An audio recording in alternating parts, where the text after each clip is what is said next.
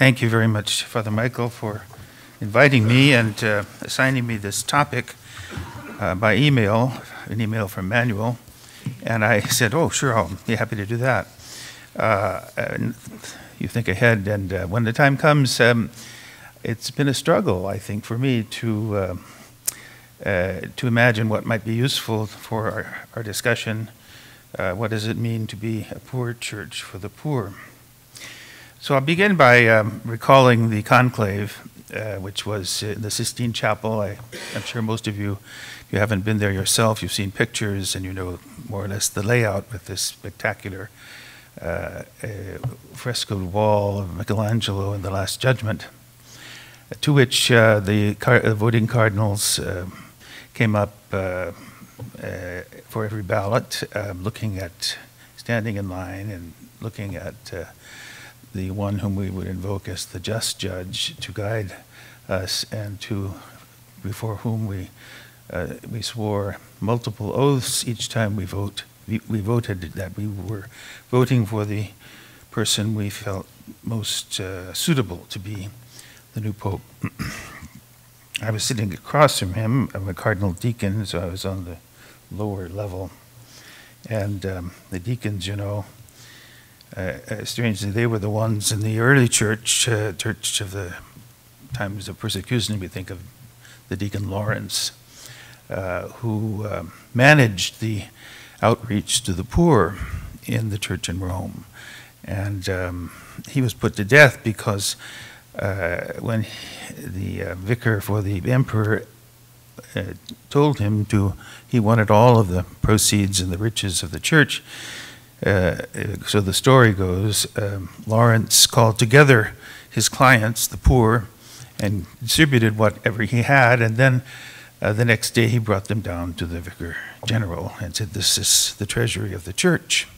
And for his insouciance, he was put to death on a gridiron, we're told, burned alive, and one of the early and most popular martyrs. There are probably more churches dedicated to St. Lawrence in Rome than any other person.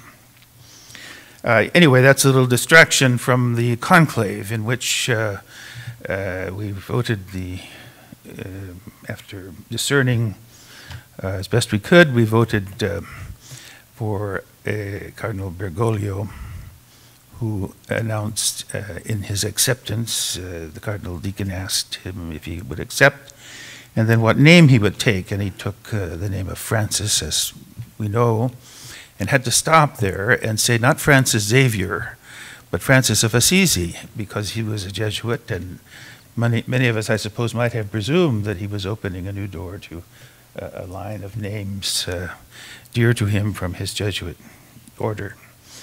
But he has lived up, I think, to the reputation of a follower of St. Francis, the poor man of Assisi. And I think we're here because we have been struck by his many, many references to the poor. And he has raised the consciousness, I think, of so many people. I just am one ecclesiastic who I'm supposed to give an ecclesial perspective. So, who in following his references and his teaching, I have had to do an examination of conscience, such as Father Michael proposes for us, and try to see what the real significance of this might be for my own life and ministry. Now it's a ministry as an emeritus prefect. I still cling to my title as Emeritus Archbishop of San Francisco, however, because they're the ones who house me and feed me across the bay. And Father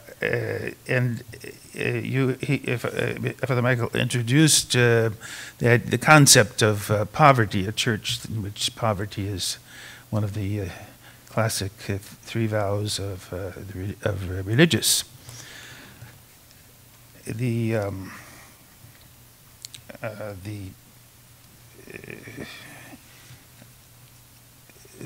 Cardinal Bergoglio sat in the back row, as I say, across from me, and next to him sat Cardinal Hummes, who had been the prefect of the Congregation for the Clergy, and then went back to Brazil at age 75. And the two of them were obviously quite good friends from their Latin American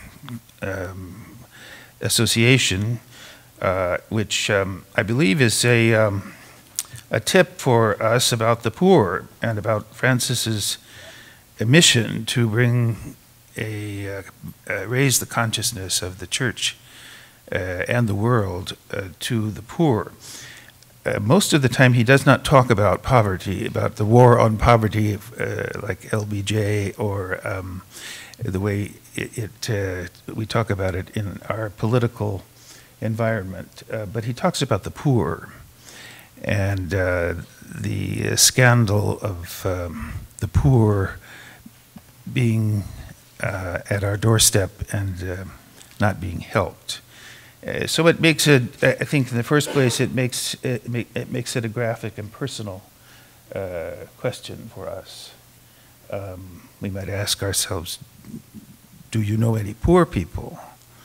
And I would be, I certainly driven by many, walked by many, and know some, but not many. And I think that's a function of our, certainly of our American society, but I could say also Italy, where you do a lot more walking, and I have a few clients that come to me regularly. Sometimes I'm trying to run to get a newspaper, and so I take another route, and I have to admit, I don't have to admit it, but I think it's worth saying that it's a challenge. You give to the poor and you hope that it's money well spent, but you know that they have far greater needs than any one of us could satisfy, and ours is not a society, whether it's America or Italy, that is sufficient to raise these persons' style of life to what we would call a dignified and adequate style of life. And I think that's the concept of the Pope. When, according to Austin Ivory's book, you may have seen this biography.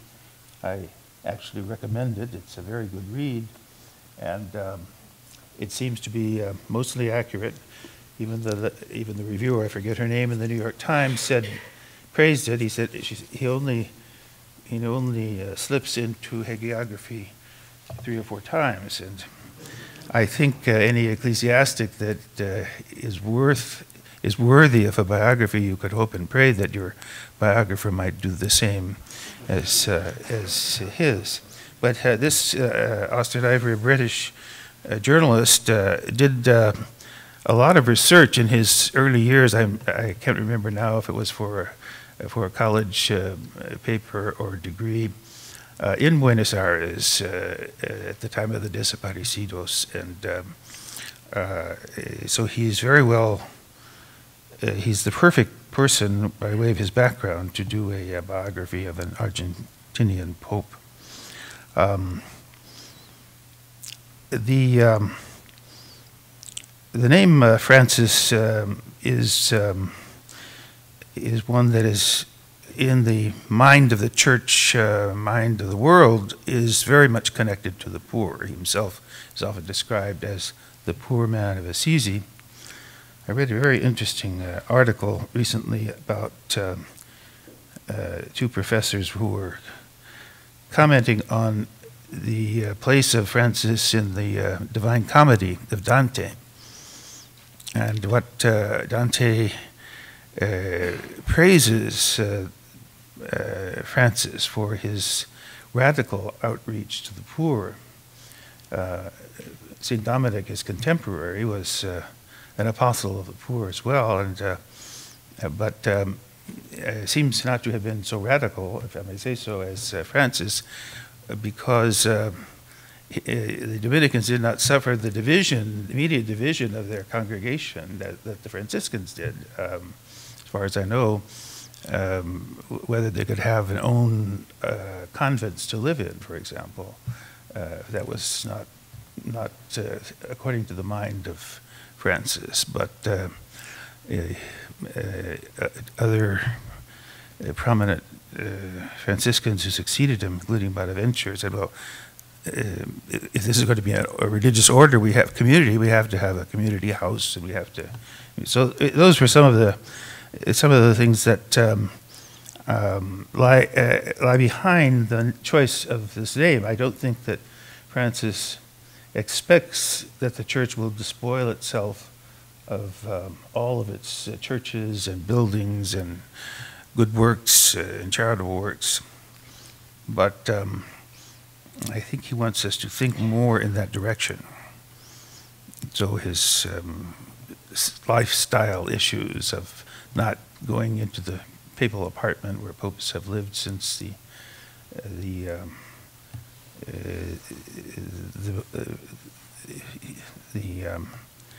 well, actually since the Middle Ages mostly, although during the time of the papal states, the Quirinal was the home away from home. I believe that we can look at the background for this emphasis on poverty from his Latin American background. I'm not saying his Jesuit background. It's also possible from that perspective to trace some of his involvement in the questions of trying to lift up the poor to a greater dignity. I want to say his Latin American background because if you followed the work of the Latin American bishops in their continent-wide bishops' conference, CELAM, Conferencias Episcopales Americae Latinae. I forget what the M is for now, but CELAM anyway. It's you will recall that at their second major conference, they happen about every 10 years since the council, at Puebla, they adopted a phrase, the preferential option for the poor, and explained it in a way that put this option, put the poor front and center in their mission as bishops individually and collectively. And that certainly has made its mark on on Cardinal Bergoglio, who was not a bishop at the time, but was a Jesuit provincial, if I'm not mistaken, back in 1979 when the Puebla Mexico document was adopted. In a certain sense,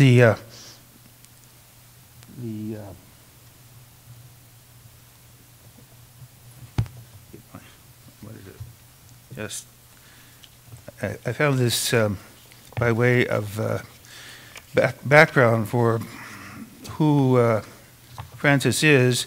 The apostolic letter Novo Millennio Ineunti of Pope John Paul II, the apostolic letter with which he introduced the year 2000, the great Jubilee year, and he had this to say. The century and the millennium now beginning will need to see, and hopefully with greater clarity, to what length of dedication the Christian community can go in charity toward the poorest. This is one of the great themes that he's outlining for the new century. If we have truly started out anew from the contemplation of Christ, we must learn to see him especially in the faces of those with whom he himself wished to be identified. And he quotes, "I was hungry and you gave me food. I was thirsty and you gave me drink. I was a stranger and you welcomed me. I was naked and you clothed me. I was sick and you visited me. I was in prison and you came to me," the great litany of Matthew 25, which astonished the sheep placed on the judge's right, because they say, well, when do these things for you. And if you did it to one of these, the least of my brethren, you did it to me. And even more astonishing, the goats of the left, who will be addressed with the same litany, and they, well, when did we not see you? We did not see you hungry or thirsty, and so forth. If you neglected to do it to one of these, the least of my brethren, you neglected to do it to me. This text is quoted, is referenced very much in the work of Pope Francis that I will refer to in just a second. Pope John Paul concludes, "This gospel text is not a simple invitation to charity. It is a page of Christology, which sheds a ray of light on the mystery of Christ. By these words, no less than by the orthodoxy of her doctrine, the Church measures her fidelity as the bride of Christ." So I quote that because it is another indication of the centrality of the theme of reaching out to the poor, of eradicating poverty, of contributing to a society where injustice, the injustice of not reaching out to people in need, the injustice of inequality, although Francis rarely uses that term, which is the current language in our political circles. The desire and attempt to bring this to the forefront of the Church's mind and heart. In this fifth general meeting of the Selam, which took place, I was actually part of it as prefect of the congregation. It took place in Aparecida, the Great Marian Shrine of Brazil. We learned that then Cardinal Bergoglio was the chairman of the committee that produced their final document at Aparecida. And it's one that expounds particularly the themes of evangelization and the missionary aspect of the Church. But a part of that evangelization is an outreach, a charitable outreach to the poor, because as the Latin American bishops said, and led by the drafter, the chairman of the drafting committee, people are in no mood to be evangelized if their basic needs of living are not satisfied somehow. So this is the I think the background. The other point I would mention, it would be Cardinal Bergoglio's awareness of and involvement in a certain sense with the Latin American issue of liberation theology, which we recall was the subject of not one but two documents of the Congregation for the Doctrine of the Faith back in the 1980s. One to remind the world, and especially Latin America and her theologians, that a Marxist hermeneutic of the situation of the people in Latin America was not, it did not correspond with the gospel read as a testimony to Christ. And then another document a couple of years later which praised the what was considered to be a valid interpretation or hermeneutic, in which Bergoglio and some of the theologians in Buenos Aires were responsible for substituting as a hermeneutical key not a power struggle or a victimization of the poor through a struggle of combat and violence, but rather an interpretation that took the the pueblo fiel de Dios, the faithful people of God, and mainly poor people, people at the lower end. Well, most of today, practically anybody is at the lower end of the economic spectrum, as the way in which the message of liberation theology might faithfully reflect the gospel values. The last document I want to quote from its call to your attention is Francis's apostolic exhortation. I think the encyclical Lumen Fide was already in the hopper, if I recall, as the third encyclical in the trilogy of Benedict XVI, Deus Caritas Est and Spe Salvi, and then Lumen Fide. But this,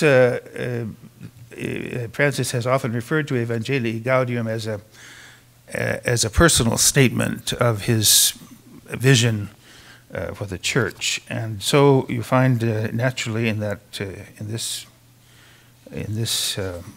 apostolic exhortation, after the Synod of Bishops on the transmission of the faith, the two previous synods were on the Eucharist and the Word of God, and then transmitting the Word of God through preparation, catechesis, so that we could be good evangelizers. This was the theme of the synod, and here is what in part Francis has to say, referring to the option for the poor. I'll just cite this because I think it's particularly germane to our discussion today. It's number 198 of Evangelium Gaudii. For the Church, the option for the poor is primarily a theological category rather than a cultural, sociological, political, or philosophical one.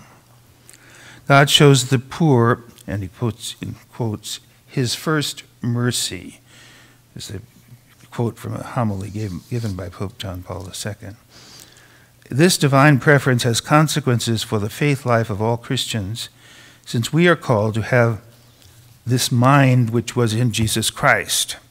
And the reference is, of course, to Philippians 2, the mind, have in our minds the mind of Jesus, who emptied himself, who was in the form of God, but took on the form of poor human beings, and even to death on the cross, and was raised up, and so forth. The beautiful hymn that we pray each Saturday evening at Vespers. Inspired by this, the Church has made an option for the poor, which is understood as, and here he quotes from, again, from the encyclical of John Paul II, Solicitudo Rei Socialis, a special form of primacy, option for the poor now, a special form of primacy in the exercise of Christian charity, to which the whole tradition of the Church bears witness. We think of the stunningly direct sermon of the Bishop of Constantinople back in the 5th century, St. John Chrysostom, when he almost rails against the people who are bringing golden images into the church and having chains made and decorative mosaics. It is, how can you bring your riches here to decorate the house of God when you cannot reach out with your means to save the poor people among whom you live and who line our streets? So there are many other, Francis, Dominic, these are all testimonies of the tradition of the Church, which has made an option for the poor. It's this option, Pope Francis goes on to say, as Benedict XVI has taught, and I quote him, is implicit in our Christian faith in a God who became poor for us so as to enrich us with his poverty. And then he says, this is why I want a church which is poor and for the poor. But that's the theme of our discussion today, and it's taken from number 198 of Evangelii Gaudium. So he explains it in this way. This is why I want a church which is poor and for the poor. They have much to teach us. Not only do they share in the sensus fidei, but in their difficulties, they know the suffering Christ. We need to let ourselves be evangelized by them. Dante refers to this double aspect of charity to the poor when he's writing about Francis. And he said, Francis was, in effect, evangelized by the poor when he reached out to them, and he goes, it's a beautiful meditation in that sense. The new evangelization is an invitation to acknowledge the saving power at work in their lives and to put them at the center of the church's pilgrim way. So says Pope Francis. We are called to find Christ in them, to lend our voice to their causes, but also to be their friends, to listen to them, to speak for them, and to embrace the mysterious wisdom which God wishes to share with us through them. I was Archbishop in I'll finish now, Father Michael, in two West Coast archdioceses, Portland first and then San Francisco. And our church in the United States is a reflection of the country we live in, the people we live in, even though we, from a perspective of institutions, we began as an immigrant church. We have progressed in age and wisdom and wealth.